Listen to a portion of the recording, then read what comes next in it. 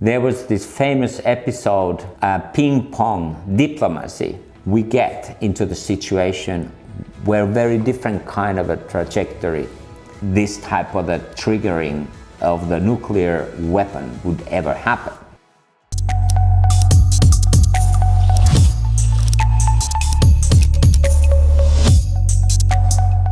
Hi, here is Markku Wilenius, your traveling futurist. There are two states in the world that are above everything else. And these two states are obviously US and China. And my question now is that, what's the future of that relationship? There is a long history, or long and long, People's Republic of China was actually established not so long time ago. It was established 1949. And ever since, there has been a relationship with the United States. Now, at the time when there was a Mao, relationship was first almost like non-existent. But when we got to the early 70s, there was some kind of a relationship in the bud.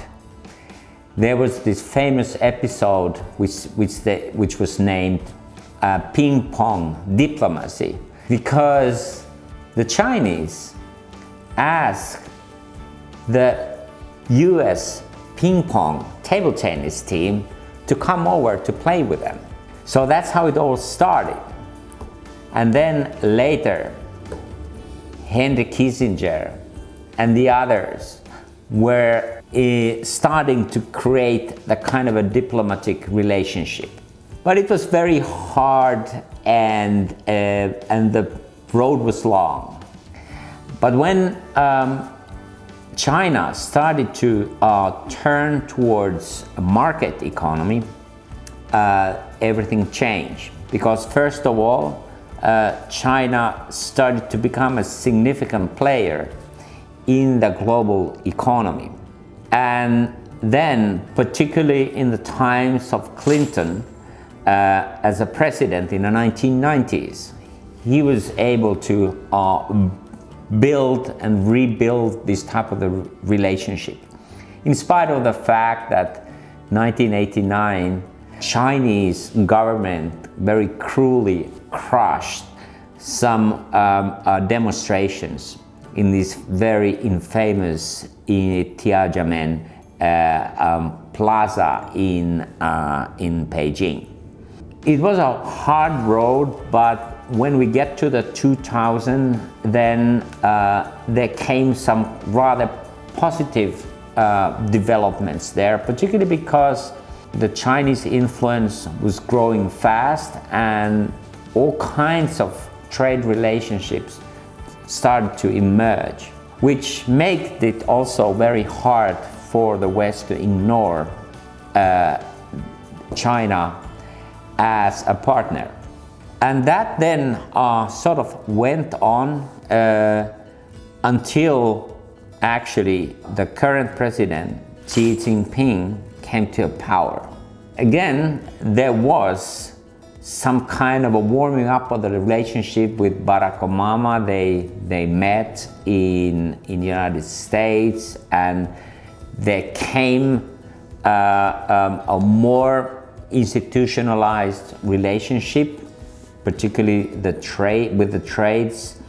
But that didn't go very far, because then as Xi Jinping role as a leader of the China started to get more all-encompassing, and he started to show more like the ways of the authoritarian ruler.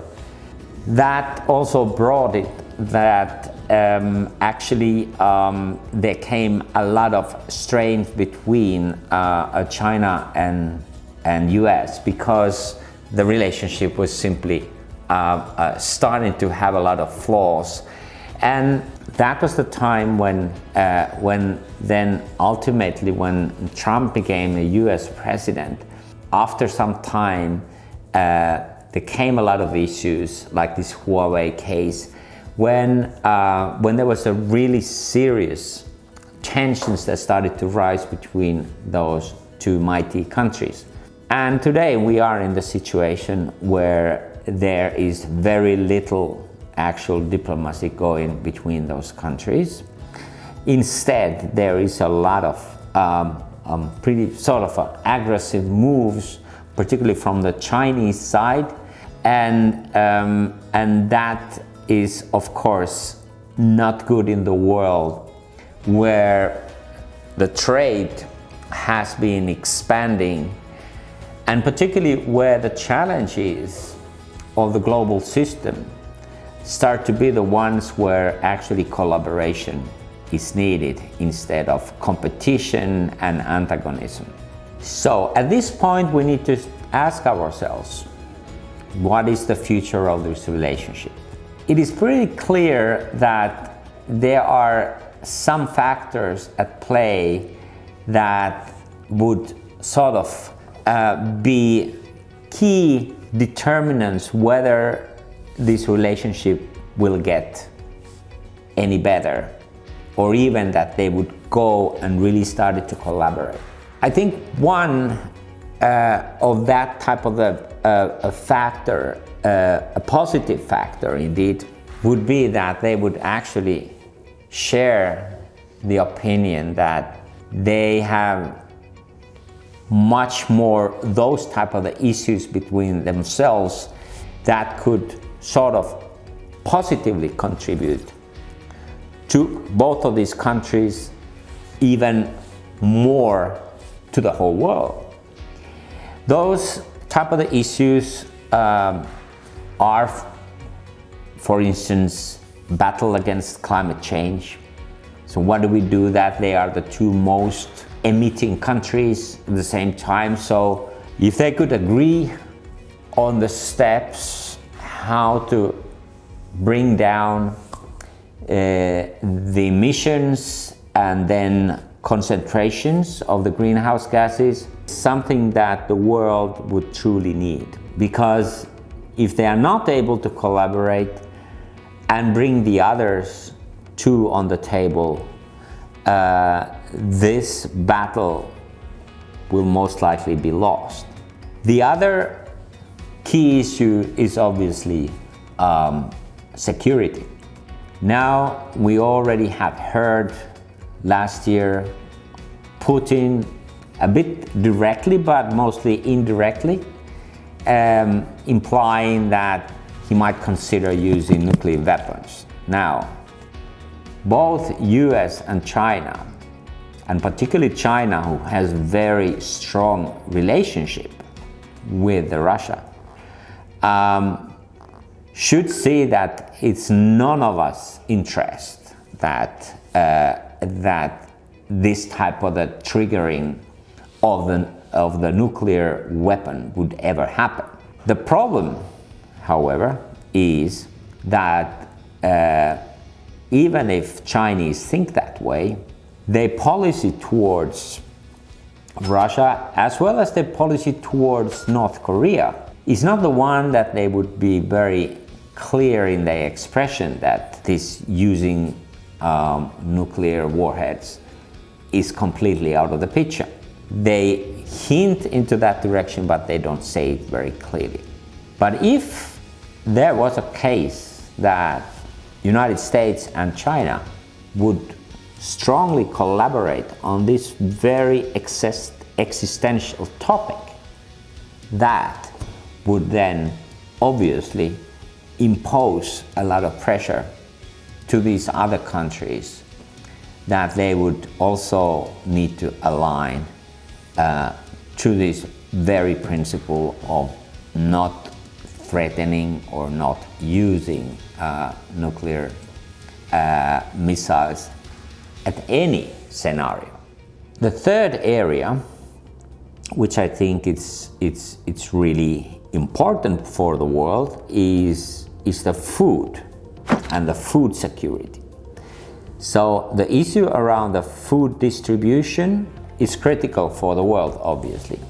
And again, the Chinese and American interests, by and large, are very much aligned there, that to have a sufficient food security needs collaboration. And some of that collaboration is there, but at the present, the system is still very fragile, and it has become, of course, much more so because of the Russians' attack in Ukraine. It should be noted that this type of incapacity to clearly to set that agenda for global food security is certainly the one that will threaten the world, because when we don't have that, then all kinds of national interest can override the common global good. What I want to picture out here is that, well, the Chinese-US relationship currently are almost historically lowest level. And that is a very sad thing for the whole world. And yet, exactly those two countries can do a lot to improve that. However, obviously, it needs their full commitment, which currently does not seem to be there. And the question is that how long can the world continue to turn around before we get into the situation where very different kind of a trajectory will start? How long that may take? The necessary observation here is that it has to happen rather soon, because so much is at stake. Global security, global issue of climate change, global food distribution, all of those three aspects are so critical for the world that we should do everything to find a common ground. But as said, this common ground on the global terms requires that those two countries can agree. And everything else should actually follow from that, so that the relationships that these countries have to other countries should actually somehow follow the suit of the policies that they have towards each other, in case there is a real collaborative spirit. So, as a futurist, how I see this is that we need to make a quite giant step as a humanity to tackle the problems that we have. We really need to face the reality. We cannot go on like we are doing right now, because there is no future for humanity the way we are going at present. And now this change has to happen from two fronts, so to say. It has to come from the top, and in this case the top is where the power is: economic, military, social, soft power. And those two countries together have a dominance on that power level, all of those different sectors. So it has to come from the top down, but it also has to come from the bottom up. So it also has to come from individuals and from small and big countries, people acknowledge the necessity to build this world in a much more collaborative terms. And that asks quite a lot from us, because we still have in our backbone this type of the model that comes from the past, where we're just doing things based on our self-interest. And if nations continue to just to place their most important decisions on their self-interest, that will never work. That has never worked, by the way, and it will not. So But as said, they should show the example. US, China should show example, and only then the others will follow. So, summarizing, the US-China relationship is the most important relationship of the whole world, and they really should realize that they have a huge responsibility there. Only they can build the type of the future for us, which is truly sustainable, which truly respects the life here on Earth. Subscribe to my channel, where you will find a lot of other stuff for your learning.